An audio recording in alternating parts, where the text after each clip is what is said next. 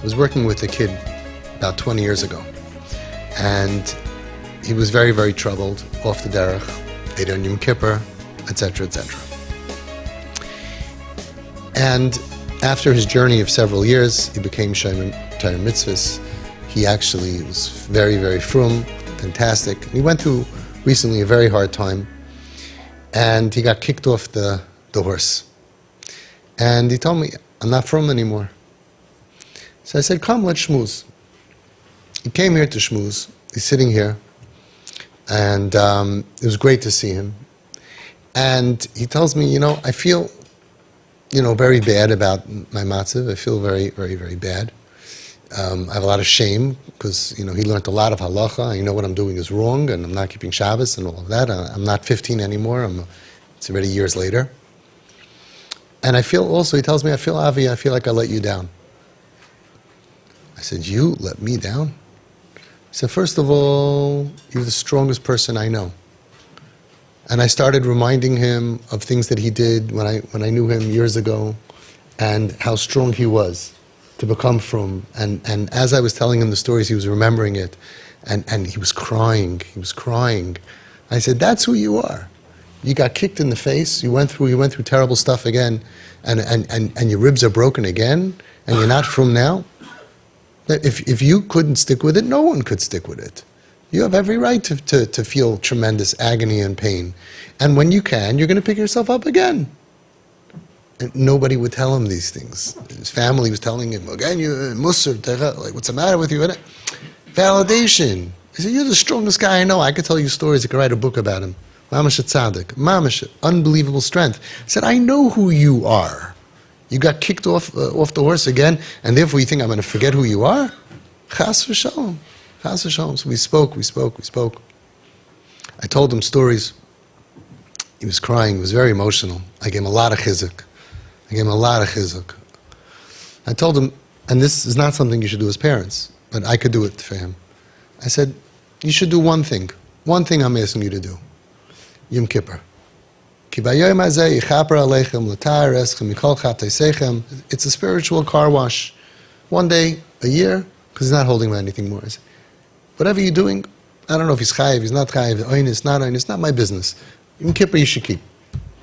He's like, yeah, you're right. I could do it. 25 hours. I said, it's a good deal.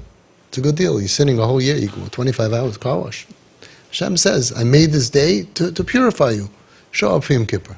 I know that they say weed is a gateway drug. This is a gateway thing. You start Yom Kippur. After Yom Kippur, it's very hard to go back, and you should have a shaykhis.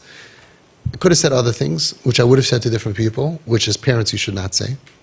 But I felt this was the right thing for him, especially because he had a special relationship with Yom Kippur, because after violating Yom Kippur for many years, when he started being frum, he kept Yom Kippur. He did certain extra chumras. So I know that it would keep Yom Kippur. It purifies you. Hashem says, I know you're going to sin. It purifies you. I said, listen, other than that, think about what you could do. He tells me, yeah, sometimes I want to make a bracha, and I think to myself, that's what I'm going to do. I said, that's the Yetzer Hara. Because by the end of the year, imagine you're running a business. You're losing money, and you have a chance to make money. So you say, what should I make money for? Am I losing money? No. Do what you can. If you want to make a bracha, make a bracha. First of all, your averos are because of your pain. I'm not so sure you're chayiv, and leave that to Hashem. Hashem is very understanding. He went through real pain. Gershon Edelstein said, anusim, plenty of people. But you could always do tshuva on the averos. One day you'll do tshuva, may have they become even mitzvahs, right? But you can't do tshuva on not doing a mitzvah. I said, don't feel like that. Don't fall for that. I told him, you're too old for this. That's the teenage thing. God doesn't love me. How can I do a mitzvah? You feel like making a bracha, make a bracha. I'm not telling you to do something you don't want to do. I'm telling you, if you want to do it, if you wake up in the morning and you want to say Shema, say Shema. I reminded him of the first time he put on tefillin after many years in front of me, and I gave him an art scroll or English thing to say, and he said Shema for the first time. He was crying. I was reminding him that you have strength. When you can, you will. I'm not giving up on your ruchnius. I said, but you know by now that my main thing is I want you to be happy, and you were happiest being from. after a lot of chizuk that I gave him, showing him, I know who you are, don't give up on yourself, don't fall for this Sahara stuff that Hashem doesn't want your mitzvahs. Hashem wants your mitzvahs even more than anybody else's mitzvahs. He appreciates it. It's a Zohar HaKadosh. Shivcha da'asa me'asar rechika, kriva yatir gabe malka. Praise that comes from a faraway place is especially precious to the king. Someone who's Mechal Shabbos and makes a bracha, it's more precious. He said, stop making cheshbonos. If you feel like doing it, I'm not telling you to do something you don't feel like. If you feel like it, don't listen to that noise in your head that you shouldn't do it. That's stupid. You're going to get schar for the mitzvah. And why shouldn't you do what you want? I said, I know you're not keeping Shabbos. If you want, I'm not telling you to do, if you want, make Kiddush Friday night. Take some grape juice, make Kiddush, and then do what you want. Wanted to give him a little bit of a surah, right? He's like, I could do that. I'm like, yeah, if you want, if you think you can do that, do that. And don't do things that you can't do. So the Yetzer Hara does that. Half, 10% or 90%, whatever it is percent, he can't do, so then don't do the rest. No, there's certain things that you could do. Do the things you could do. Could you do Bayir Minei B'Sam and Matzah Shabbos? He doesn't smoke weed, but those who smoke weed for sure can do Bayir Minei B'Sam and Matzah Shabbos. Do Bayir Minei B'Sam. No, do what you can. Don't drop. Don't. And it's a big difference whether you do what you can or you don't do what you can. Very big difference. When you do what you can, you're showing Hashem, really, I want to do 100%. But I can't right now. You're showing your Ratzon is there, and you're doing what you can, and as you could do more, you'll do more. And when you drop it, then it's also very hard to come back. When you're doing what you can, you're able to do more, you're able to do more. So you do what you can. And at the end, he was sitting here, I said, to be honest with you, I just wanted to, it was after a long few hours of like, I wish I could have had it recorded, because the chizuk that he got from me, I mean, that's what you need. It was good, it was important for him. So we needed to hear what the truth is. Hashem loves you. I told him, I'm very angry at Hashem that he did this to you after coming back and being about tshuva and makam shal tshuva. You got hit again and you got broken again. Very upset, very angry at Hashem. Right? Like they asked about the Baal Shem Tov, what's the midah of kfirah for? He said, fayenim tzaris. Someone else, yeah. We don't have to be so holy with somebody else. Like in Israel, they said a guy was sitting and a waiter came with a whole thing of soup and he tripped and he spilled the whole soup on this guy. And the guy's like, and the waiter says, Gamzu l'tayva. He's from on Yanim's cheshbon, So you get spilled on and a musa shmuz. Right? You're not allowed to say Gamzu l'tayva on Yanim's cheshbon. It's a Gemara actually, with Rashbi. Shimon Bar Yochai, you know the Gemara? There was somebody who was cursing God, and Shimon Bar Yochai says to him, why are you cursing Hashem? Daven to him. To change your matzav. Daven to him. Sounds good, right? So the Gemara says that the guy said, you're right. I'm davening to Hashem that you should have all my pain. Shimon Bar Yochai said, he was right. When someone's in pain, don't tell him to daven. When someone's in pain, we just spoke today, right? Everybody knows how everybody else is supposed to deal with their pain.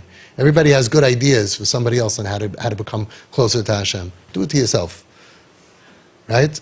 Shimon Bar Yochai said he's right. He's cursing God out of pain. You have no right to go tell him how to deal with his pain. It's a Gemara, Shimon Bar Yochai. I saw a beautiful Nasiv Shalom. I was dancing from it. It's so pashit. He says, Musar and Chasidus is for yourself, not for Yanim, not for somebody else. We learn some Musar and we go out to change the world. We learn some Chasidus about, and we go out, no, but I'm chazak other people. He said, no, that's for yourself. For other people, there's sympathy, there's empathy, there's chizuk for them. Don't use your Musar that you're so holy to crush other people. Okay. So I told him, though, now that we spent so much time together, we connected, I hugged him a few times in the middle. I said, the truth is, I'm angry at you, so I just want to tell you, I want to bring it up, I'm very upset, I'm angry at you. He says, why? I said, I saw you sent me pictures last week, 2 weeks ago, you weren't wearing a yarmulke. And now, you came to me, you put on a yarmulke? So he looks at me, he says, out of respect. I said, that's not respectful, that's disrespectful. I want a relationship with the real you. I don't need you to dress up for me. Who am I that you should dress up? I want the real you. Your kids don't have to dress up for the people on the street so they can be real. This whole idea, you have to dress up for me out of respect, then you don't get the real person. You don't want your kid to wear a yarmulke.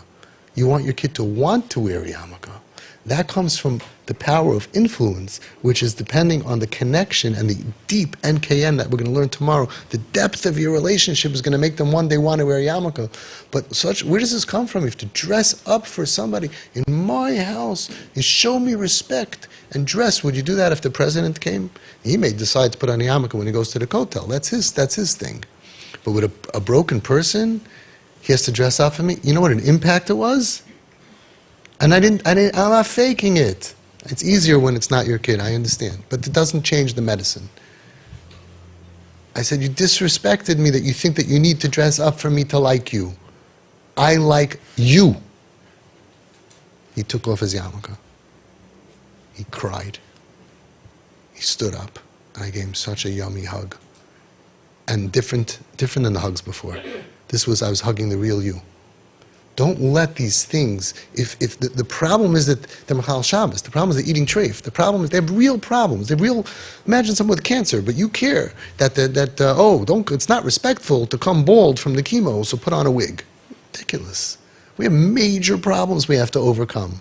Kids who want to die, kids who are suicidal, kids who are on drugs, and religiously, major problems. And you're going to tell them you have to be respectful to me. Is that our religion? That you have to dress up for me? That makes me feel what? What? I feel better? It's psychotic. It's like, I look around the table and I see all my children wearing yarmulke, even though I know that you're not frum and you're eating treif and you're dating a shiksa. I feel better. What are you, crazy? Do you feel better because you see this yarmulke on the head when you know that they're not holding by it? No, we have to get real. So that's the next step. Not just saying, that you don't have to dress up for me. You don't have to be. I'm insulted because I want the real you. And eino daima, you cannot compare a relationship to somebody that feels that they have to dress up for you, or someone that knows I can be me. I can be me. And and you are enough. You are good enough for me. And you are good enough, especially for parents. If you're good enough for Abba, you're good enough for Avinu Shebashamayim. You're not out. You're not knocked out. You're not out of the religion. You're not out of the relationship. That's what we strive for. Don't let little things, narishka, it's so stupid. It's so foolish compared to what we have to do. You have to do CPR on a patient to save their lives, and what's getting in the way is stupidity. I would say it's almost like the Gemara, the Chassid Shaita. He doesn't want to go save a woman drowning in the ladies' pool because he doesn't want to see not tznius. It's called a Chassid Shaita. At least he's a Chassid. Not so bad. It's a Chassid Shaita. It's a bechina of a rachshtus. At my table, you need to wear yarmulke. No, at my table, I want them to want to wear a yarmulke. Then I know I was successful.